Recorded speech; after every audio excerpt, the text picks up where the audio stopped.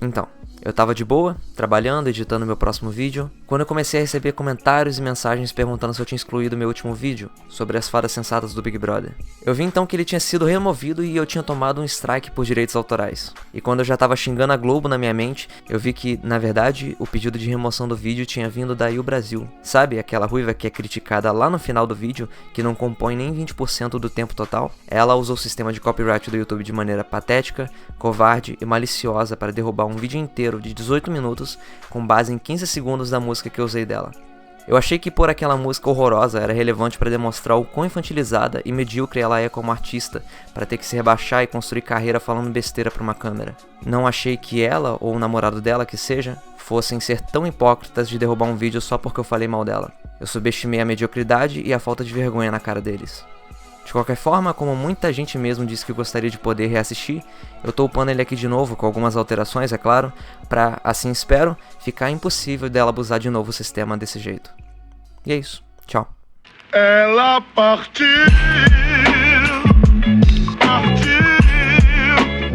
e nunca mais... Definitivamente, eu nunca imaginei que um dia eu fosse fazer um vídeo sobre Big Brother. E eu gostaria de evitar ao máximo o preconceito atrelado a essa fala que eu já larguei faz tempo, até porque meu amigo fez um excelente vídeo sobre o Pyong Lee, esse discurso hipócrita que ele tem, e foi meia hora muito bem gasta pra mim assistindo. E nesse mundo mudado, onde agora é comum pra mim me servir uma taça de vinho e acompanhar ao paredão, se tem algo que me chamou muita atenção foi o discurso da patotinha das meninas da comunidade hippie. Você é realmente uma fada justiceira. Que odeia homem, mas tinha um idiota louro de estimação e era liderada por um pai ausente e assediador até ele ser eliminado de maneira extremamente satisfatória. Eu quero ver você me botar no paredão junto com o Babu. Beleza? Então fechou.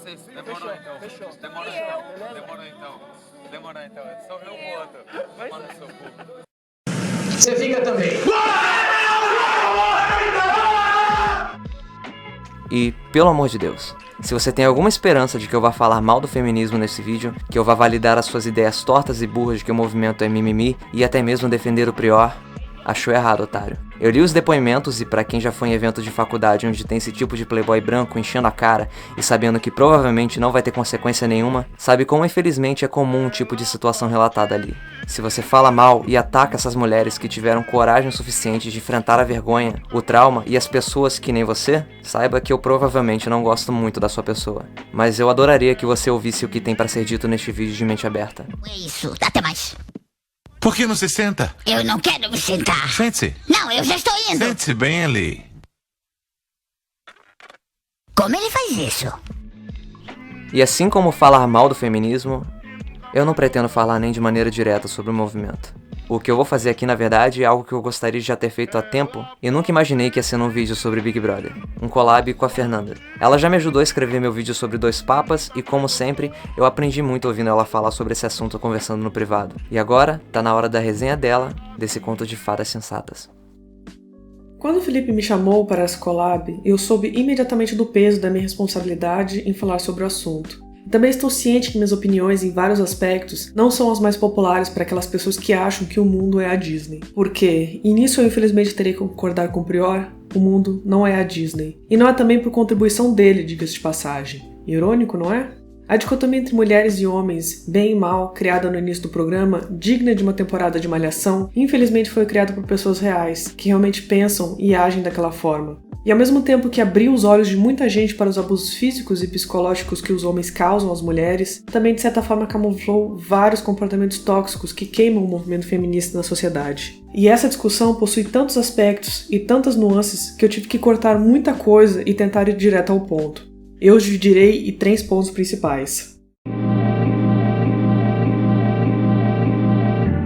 Bianca, também conhecida como Boca Rosa, foi vítima tanto do seu machismo estrutural quanto das próprias mulheres. Ela, ao mesmo tempo que não percebia os abusos que sofria dos homens topzera, ou pelo menos não entendia a maldade das atitudes, também foi imediatamente excluída do grupo das fadas sensatas a partir do momento que não queria seguir o discurso vigente.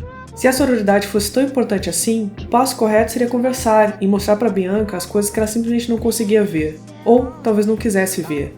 Ou talvez até ela poderia não concordar com o discurso vigente. E tudo bem, isso não é motivo para excluí-la. Ela pode, sim, pensar diferente. Mas como se isso não fosse ruim o suficiente, ela ainda assumiu o papel de vilã destruidora de lares. A outra, papel tão velho quanto o próprio patriarcado.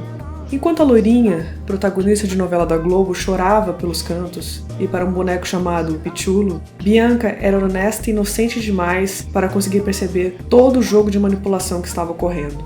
O namorado dela sofreu gozações no período, foi chamado de corno e ela saiu com uma rejeição enorme do paredão. E no meio disso tudo, eu não vi a sororidade que é gritada aos 4 cantos pela casa. Do mesmo jeito que eu não vejo sororidade quando a única negra da casa é visivelmente excluída do grupo, ao mesmo tempo que tenta desesperadamente ser aceita pelas Mean Girls. Pyong, que começou cheio de risinhos, brincadeiras de mágica e hipnose, conquistou com seu carisma, discurso amigável e cara inocente um lugar cativo no grupo das mulheres. Ele não tem uma aparência gritantemente masculina e ameaçadora, ou um comportamento agressivo como os outros machos tóxicos da casa, mas não se iludam com esse logo em pele de K-pop. No dia 9 de fevereiro, essa máscara caiu para o público, mostrando um sujeito tão tóxico e abusador quanto qualquer outro. Talvez até mais, pela abertura e proximidade que as cistas permitiam a ele. Mas para a surpresa do público, nada mudou no outro dia da casa. Pyong continuou sendo inocente e estrategista que conduziu o grupo de mulheres no que deveriam fazer. Nem as meninas com o discurso mais lacradores e feministas da casa falaram alguma coisa. Isso porque ele inclusive assediou uma delas. Marcela e Manu continuaram super amigas e próximas de Pyong. Choraram com a saída do mesmo num paredão que mostrou o nível de rejeição dele com o público, e mesmo assim a reação foi de que o paredão era falso e de que ele iria eventualmente voltar. Por que Pyong não sofreu a mesma rejeição que os outros machos tóxicos da casa, mesmo tendo agido até pior que eles? A vítima, muitas vezes, pode apagar da memória abusos ou mesmo ignorá-los, desenvolvendo uma dependência emocional. Essa mesma dependência emocional que faz com que Gabi chore pelos cantos por Guilherme. Nem mesmo figuras marcantes do movimento feminista foram imunes a esse mal. Simone de Beauvoir, ao mesmo tempo que escrevia sobre a emancipação feminina e o feminismo, dependia emocionalmente das aprovações de Sartre. Frida Kahlo, mulher marcante, forte e talentosa, sofreu um relacionamento abusivo com Diogo Rivera. 2 livros que são peças-chave nesse debate é O Dias de Abandono, de Helena Ferrante, e A Mulher Desiludida, de Simone de Beauvoir. Ambos tratam do problema da dependência emocional nesse momento de emancipação financeira e profissional da mulher. Apesar de termos conquistado muitos direitos, ainda há muito a ser alcançado. Grande parte dos sofrimentos femininos se deve à sobrecarga de expectativas atribuídas pela sociedade. Essa necessidade de aprovação constante coloca a felicidade das mulheres nas mãos de terceiros. Normalmente isso cai nas mãos de seus parceiros amorosos. E essa dependência emocional, irracional, que as mulheres desenvolvem, principalmente em relação aos homens tóxicos, é, na minha opinião, um dos principais responsáveis pelas inúmeras mortes, agressões e estupros domésticos. O que nos faz amar o agressor, defendê-lo ou ser dependente é algo que precisa mudar no psicológico feminino. E nisso, eu não estou culpando as vítimas, porque isso foi algo ensinado direta ou indiretamente para muitas e muitas gerações. E eu espero que as novas mulheres mais empoderadas e conscientes disso possam quebrar esse ciclo. A liberdade adquirida pela mulher no século XXI nos possibilita essa escolha, mas nos deixa mais vulneráveis aos males da sociedade. As mulheres precisam aprender a se defender e por isso a nossa união é essencial, uma vez que a sociedade está bem longe do ideal. E mesmo que a coragem de finalmente relatar os abusos sofridos, ainda somos taxados de oportunistas e temos que lutar muito para a condenação de nossos abusadores. E diante de tantas denúncias e vídeos que apareceram no final de 2019 na internet em relação a relacionamentos abusivos, tenha em mente que não é que relacionamentos abusivos estão na moda ou que agora tudo é taxado de relacionamento abusivo. É porque as vítimas finalmente estão percebendo a violência que sofreram. E assim como os crimes sexuais de assédio e estupro, ter sido vítima de um relacionamento abusivo é vergonhoso e doloroso. Então, se a vítima finalmente está falando publicamente, respeitem e parem de achar que isso é para chamar a atenção. Eu, no fundo do coração, agradeço a coragem dessas mulheres.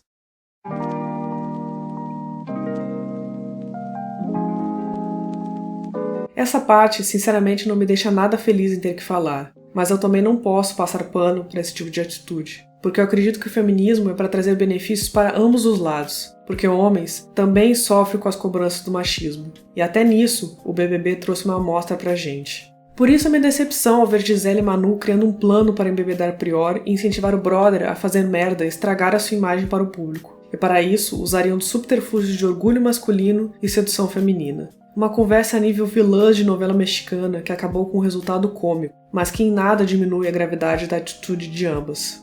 Sejamos francos, se essa atitude tivesse sido tomada pelos homens da casa, como você reagiria? Porém, nada aconteceu com a reputação das fadas sensatas. Isso porque Manu já teve até seu momento de racismo estrutural, mas nada parece estremecer a sensatez inabalável das fadas. O plano dos homens de seduzir as mulheres comprometidas da casa com danças parece mais um plano tosco de antagonistas da Malhação. Mas o que elas fizeram bizarramente passou batido e hoje em dia ninguém mais lembra, e foi imensamente mais grave. O paredão de Manu contra Prior, que foi mais um paredão de Bruna Marquezine versus Neymar, mostrava um discurso feminista fora Prior, macho escroto. Bem, as denúncias de estupro ainda não tinham aparecido, por isso não estou falando disso aqui. E Manu, fada sensata, perfeita, jamais errou. Sério mesmo?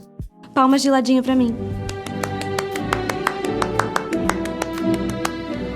O movimento feminista tem perdido muita credibilidade por uma série de comportamentos que não agregam em nada e só afastam as pessoas. Toda essa lacração, lugar de fala, transformou o discurso em algo arrogante, massacrante e mimado, monopolizado por poucas e cada vez mais disponível apenas para um grupo cada vez mais seleto. Não estou falando que os homens devam ditar o que é feminismo, mas quando um deles cede seu espaço no veículo de comunicação para apoiar o movimento, isso deveria ser algo bom, certo? O feminismo na sua luta por igualdade é uma luta de todos. Estamos todos no mesmo time. E se em algum momento as pessoas esqueceram disso, é preciso lembrar porque o movimento existe. Lembrar que mulheres lutaram em guerras como os homens, trabalham como os homens, têm a mesma capacidade intelectual, criaram grandes obras, e muitas se sacrificaram e ainda se sacrificam pela liberdade. Para algumas pessoas, séculos depois falarem que o feminismo é mimimi, ou mesmo separar a feminilidade do feminismo. Por mais difícil que possa ser hoje em dia dizer no que se resume o feminismo, por conta de suas inúmeras bifurcações e questões diferentes que atingem cada classe social, cada raça, cada civilização, transgêneros e afins, a busca por igualdade e união são duas coisas que não podem nunca se perder no meio disso. Jamais. This couldn't happen. A real é que nada disso, seja as inúmeras situações que aconteceram nesse reality show, a relevância que isso tem para uma discussão que vai para outros lados, como política, ou até mesmo o fato de eu estar acompanhando pela primeira vez o BBB estaria acontecendo não fosse uma rede social em específico, o Twitter. Um lugar onde todos buscam ter a última palavra, onde foda-se o que você tem para dizer, a pessoa X acabou de te jantar. Onde ganha quem fala por último com mic drop e de preferência com um exército para te defender e validar o que você disse de maneira genérica. E quando eu digo de maneira genérica, é um fenômeno que eu também vejo no Instagram. Sabe como tem um monte de gente que o perfil é praticamente igual? A bio, as poses nas fotos, o tipo de fotos, as legendas das fotos. No Twitter é mais ou menos isso. Tem muita conta que fala do mesmo jeito que floda com gif de K-pop ou da Gretchen e torna quase impossível qualquer tipo de diálogo dentro daquele espaço. Mas o Twitter é muito importante para este vídeo e para o BBB, e eles sabem disso, visto que nos quadros onde o Rafael Portugal participa, que eu assisti, veja só, no Twitter, basicamente todas as piadas da espécie de roast que ele faz ali são provenientes dos Trending Topics. E eu sei disso porque você sendo um usuário ativo do Twitter em 2020, é impossível você não saber de quase tudo que acontece no programa. E se você também é um usuário ativo, provavelmente viu que nos primeiros dias da quarentena, os adolescentes perderam o controle com os awards. Pinto Awards, Bunda Awards e por aí vai foram, e continuam sendo de vez em quando, alguns dos tópicos mais comentados e acessados do site, consistindo basicamente de jovens de ambos os sexos, alguns muito provavelmente menores de idade, postando nudes para serem avaliados. Escolha interessantíssima de palavra para um tipo de postagem que tem o único intuito de fazer alguém se sentir melhor consigo mesmo, buscando a aprovação de pessoas que você não conhece em algo tão trivial quanto a aparência corporal.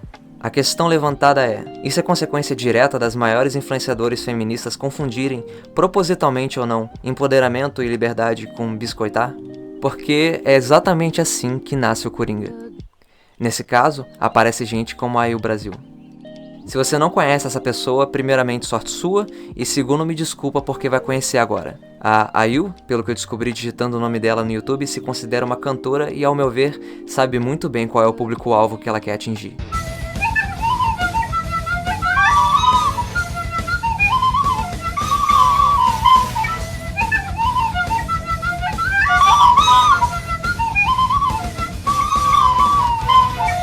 Só que, aparentemente, de uns tempos pra cá, ela percebeu que esse público dela, gamer, conservador e machista, mas sem generalizar, né, Gabi? Adora ter as opiniões e ideias sendo validados. Então, no fácil processo mental de meu público gosta de ouvir visões X. É muito fácil fazer vídeos com uma câmera e um microfone falando sobre qualquer assunto do momento, manifestando sempre os ideais de X.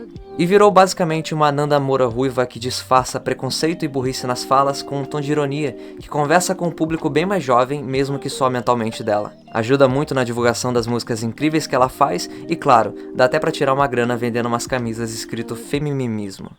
Que pessoa de classe. Ela me chamou a atenção a primeira vez quando uma streamer foi atacada no Twitter porque desenterraram os tweets dela falando que homem é tudo lixo. A Ayu, como o abutre que é, foi com todo gosto se juntar ao clubinho dela para jogar pedras virtuais. Me deixa muito espantado alguém que eu duvido muito que não saiba como é o ambiente online para uma mulher gamer, o que torna para qualquer pessoa de bom senso muito fácil de entender por que a Gabriela desabafaria daquele jeito. Me deixa impressionado também como ela tem uma rapidez até maior sempre que é para defender algum homem atacado de assédio ou algo do tipo nesse meio. Mas de uma coisa eu sei. O público que ela cultiva e nutre não gosta de mulheres que não reproduzem os ideais e as ideias dele. E a vida, principalmente a vida pública na internet, tem muito das suas ironias. É só questão de dar tempo ao tempo. Mas não nos enganemos, a Ayu é só um produto de algo muito maior. A vontade evolutiva do ser humano de pertencer a algo se mostrou por muito tempo em religiões ou em fanatismo por clubes de futebol, por exemplo. Nos últimos anos, definitivamente se manifesta em política. Só que no Twitter você tem uma vasta gama de bolhas para escolher entrar. E tem essa bolha específica que prega uma foto sensual como empoderamento. Tudo bem, você pode ser gostosa pra caramba e essa lingerie pode ter sido mesmo R$900, mas o que isso faz em prol de alguém a não ser alimentar o próprio ego e em muitos casos a carteira dessa pessoa? Quando a gente abre mão de um pensamento crítico e simplesmente recebe coisas como essa como uma resposta pronta, como um elogio e um emoji para essa hipotética foto, separam-se então os grupos dos que produzem e dos que consomem. E me vem à mente aquela música, sabe? Aquela sobre ninguém manda nessa raba. Você sabe qual é, né? Vamos fazer um exercício e ver o nome das pessoas que compuseram essa música? André Luiz de Souza Vieira, Pedro Henrique, Breder Rodrigues, Wallace... Eu consigo imaginar tão bem esses três caras numa reunião na Faria Lima pra compor esse sucesso. Pô, meu, mas assim, eu tava pensando, sério mesmo, uma pegada assim pras minas rebolar e mostrar que elas que mandam no corpo delas, tá entendendo? Aí a gente pega umas paradas que tá em trend, sabe? Põe um mindset certo, tipo, ai que ranço. Aí põe aquele refrão que pega, tipo, ninguém manda nessa raba. Vai ser sucesso, meu. Isso aí mesmo, meu, empoderamento, mais um hit pra gente, com certeza vai ser sucesso, meu. Desculpa a todos os paulistas por esse sotaque, foi mais forte que eu. Mas, voltando, o quão previsível precisa ser o Clube da Luluzinha para três caras fazerem uma música de algoritmo virar um hino feminista? Eu, neste meu lugar de fala, assim como muitas vezes foi dito antes nesse canal, jamais vou oferecer meus textos como verdades absolutas, mas eu gosto de pensar que o material é provocativo o suficiente para causar uma autorreflexão sempre, porque me parece muito óbvio que viver num mundo onde você acha que balançar a bunda no hino de liberdade feminina composto por três marqueteiros a exercer empoderamento é viver num mundo que só existe em contos de fadas sensatas. Olá, meu nome é Felipe Peters e se você gostou do vídeo e não conhecia o canal, eu faço vídeos ensaio como este sobre basicamente qualquer assunto que der vontade. Deixa um like para ajudar no algoritmo e discutam à vontade nos comentários, é esse o objetivo, o diálogo. E se você já conhece o canal, fica a dica de visitar e se inscrever no canal da Fernanda. O link vai estar na descrição. Passa lá, confere o conteúdo foda e se inscreve. Meu Twitter e Instagram estão na tela para quem quiser seguir e por hoje é só, pessoal. Até a próxima. Tchau.